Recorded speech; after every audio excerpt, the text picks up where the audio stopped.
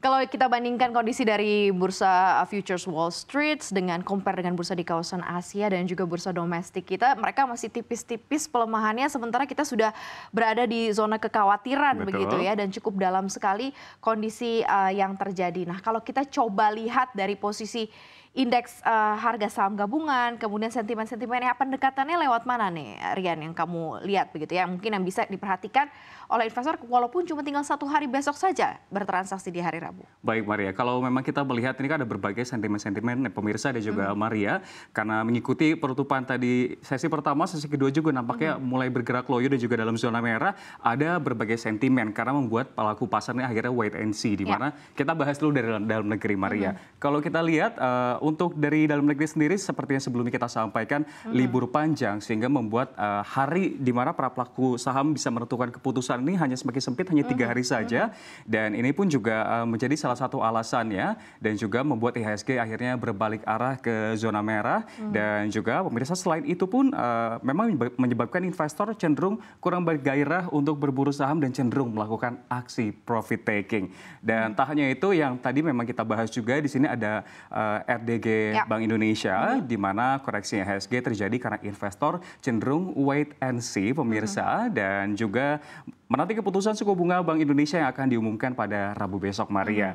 Dan Bank Indonesia juga tentunya sudah melakukan beberapa rapat hari ini dan juga besok juga akan ditentukan. Dan ini salah satu yang ditunggu yakni adalah suku bunga acuan setelah pada April lalu. Ini cukup mengagetkan sebetulnya untuk kita ya Maria ya. Di angka 6,25%, kenaikan basis point sebesar 25 dan kita akan lihat seperti apa sebenarnya kebijakan yang akan diambil dan Bank Indonesia pun sebetulnya memang masih was-was, Maria dan juga pemirsa, karena memang masih mencermati perkembangan perang global. Baik ada perang dagang Amerika Serikat dengan China maupun perang Timur Tengah. Tapi selain perang tadi, kalau kita ngomongin soal domestik atau dalam negeri, kita akan membahas mengenai mancanegara. Di mana ini bisa dibilang sebetulnya angin segar.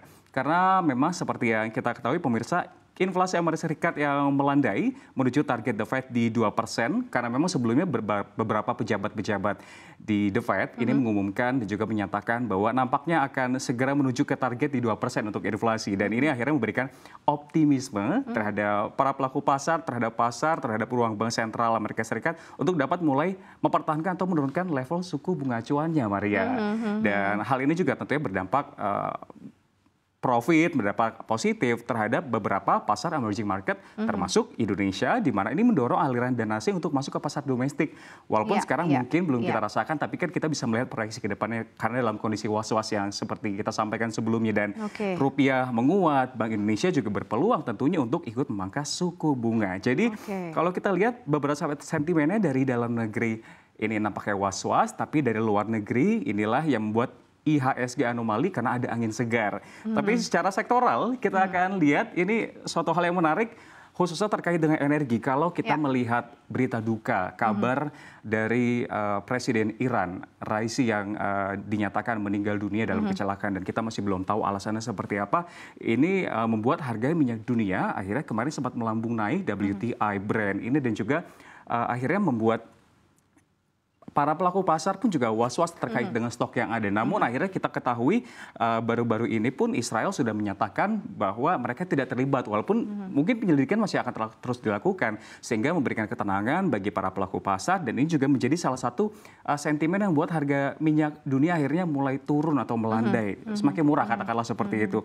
Dan seperti kita lihat ya ini ada Brent, kemudian ada crude oil juga begitu ya. Sudah meninggalkan level-level psikologis yang terbentuk sebelumnya begitu ya di 190 dolar Amerika Serikat per barel begitu ya. Ini tampaknya juga terjadi karena memang adanya sentimen geopolitik yang cukup kuat begitu ya. Dan ini juga terjadi ternyata di beberapa saham-saham yang part energi ya. Iya betul, tapi sebelum ke sana kita juga membahas mengenai adanya aksi dorong-mendorong dan juga tarik-menarik nih Maria. Ini kan hanya salah satu stimulus yang membuat harga semakin menurun. Tapi melihat beberapa sentimen tadi yang di dalam negeri, perang antara Amerika Serikat dan juga perang geopolitik masih belum terkait dengan statement dari Israel. Dan salah satunya juga terkait seperti yang kita ketahui ini kan ada pemangkasan suku bunga yang merupakan angin segar menuju pemangkasan suku bunga yang menjadi angin segar ini menjadi aksi dorong-mendorong namun dipermulus dengan stimulus dari pernyataan Israel yang tidak terlibat dalam kecelakaan dari presiden.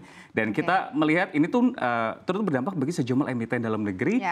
yang mengekspor minyak dan akhirnya pun mereka ambles mengalami koreksi di mana Medco Energy terpantau terkoreksi 4,73%, PGN terkoreksi 1,27%, Energi Mega Persada terkoreksi 2,54% dan Eldusa terkoreksi 3,07%. Dan setelah kita melihat beberapa emiten dari energi, ini menarik. Ya. Karena kita tahu bahwa di Singapura ini terjadi peningkatan angka COVID-19.